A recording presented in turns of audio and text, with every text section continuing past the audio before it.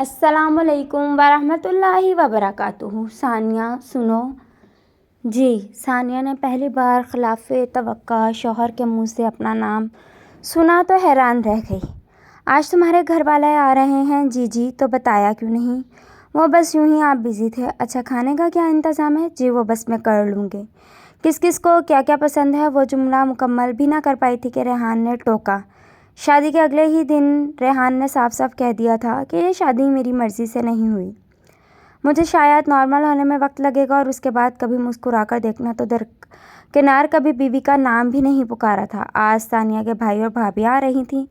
ماما نے بتایا تو ریحان یوں ہی بلا ارادہ کچن میں چلا آیا۔ سنو، یہ سب رہنے دو، کیوں بھلا؟ بامشکل اپنی سانس درست کرتے ہوئے پسینے میں بھیگی روٹیاں بیلتی ثانیہ کے ہاتھ رک گئے۔ وہ ڈر گئی کہ ریحان شاید اور بھائی اور بھابھیوں کی خدمت داری سے روک رہا ہے۔ کتنے بجے آ رہے ہیں وہ سب؟ بس پہنچنے ہی والے ہیں۔ یہ کہہ کر ریحان باہر چلا گیا۔ وہ انجانے وسوسوں میں گھری ہانپتی کانپتی ساس کے پاس آئی اور التجائی انداز میں منتیں کرنے لگی۔ آنٹی پلیز روکیں انہیں، اس کا حلق خشک ہو چکا تھا، الفاظ ساتھ نہیں دے رہے تھے، دل تھا بیٹھا جا رہا تھا۔ ایک تو ریحان اسے کھانا پکانے سے منع کر گیا تھا، دوسرا عین وقت پر وہ باہر چلا گیا۔ اب وہ کیا بہانہ تراشنے گئی؟ نئی نویلی بھابھیوں کو وہ پہلے ہی میسج کر چکی تھی کہ سب گھر پر ہی موجود ہیں، بس آپ کی راہ تک رہے ہیں۔ ریحان تو کئی بار پوچھ چکے ہیں کہ مہمان کب آئیں گے۔ 4 ماہ کی رفاقت میں وہ ریحان کے غصے کو ٹھنڈا نہ کر پائی۔ اس کا دل موم ہونے کے لیے بنا ہی نہیں تھا۔ وہ حالات سے سمجھوتہ کرتی جا رہی تھی۔ اگر میکے میں پتہ چل گیا تو نہیں۔ اتنے میں وہ ڈور بیل بجی تو وہ دوڑتی ہوئی دروازے کی طرف لپکی۔ بھابھی اور ساتھ گڑیا بھی آئی تھی۔ سب کے ہاتھوں میں تحفے تحائف موجود تھے۔ وہ بھابھیوں کو اپنا کمرہ دکھاتے ریحان کی والہانہ محبت کا اظہار بھی کرتی جا رہی تھی۔ چائے کا دور چلا اور سب ریحان کے بارے میں پوچھنے لگے۔ ساس نے بتایا کہ نماز پڑھنے گیا ہے، ابھی آتا ہوگا۔ ہر گزرتے لمحے کے ساتھ اس کے چہرے پر پریشانی کے آثار نمایاں ہونے لگے کہ اچانک ریحان نے اس کا نام پکارا، ثانیہ۔ دروازہ کھولے ثانیہ چونک گئی۔ فوراً گیراج میں دروازہ کھولا تو سامنے ریحان طرح طرح کے کھانے پینے کی اشیاء سے لبریز کھڑا تھا۔ اب پکڑو گی یا بت بنی کھڑی رہو گی؟ یہ اتنا کچھ کم ہے کیا؟ نہیں، وہ دراصل ثانیہ ابھی تک شاک میں تھی۔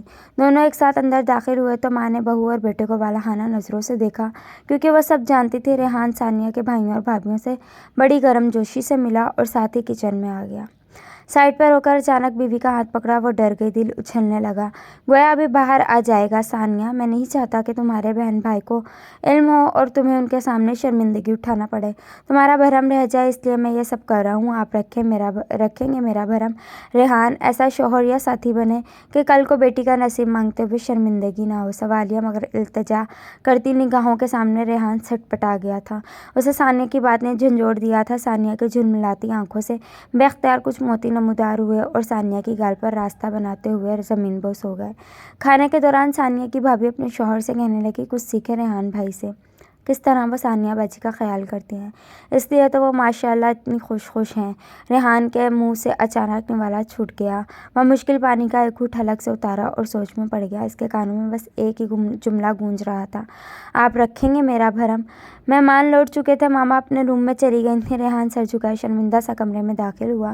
سوچنے لگا کہ بیویاں ایسی بھی ہوتی ہیں جو شوہر کی بے رخی کے باوجود اس کی عزت کا خیال رکھتی ہیں، اس کی غیر موجودگی میں اس کا بھرم رکھتی ہیں۔ لیکن اس کا بھرم کون رکھے گا؟ میں رکھوں گا اس کی عزت کا خیال۔ اس کے ضمیر نے ایک لمحے میں فیصلہ سنا دیا۔ اس نے سگریٹ سلگائی اور دیر تک دھوئیں کے گول اڑاتا رہا۔ دھوئیں سے اچانک ثانیہ کو کھانسی ہوئی تو ریحان کرسی چھوڑ کر بھاگ کے پانی کی طرف لپکا، اسے سہارا دے کر بٹھایا اور اپنے ہاتھوں سے پانی پلایا۔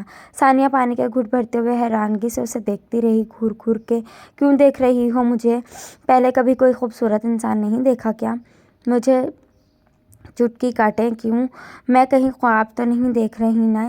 نہیں ثانیہ، یہ حقیقت ہے۔ میں نے فیصلہ کیا ہے کہ ہمارے گھر کے آنگن میں بھی بچوں کی شرارتیں رنگ بھر دیں۔ ثانیہ کو خود سے ہی شرم آنے لگی، وہ اپنے آپ میں ہی سمٹ گئی۔ اللہ حافظ۔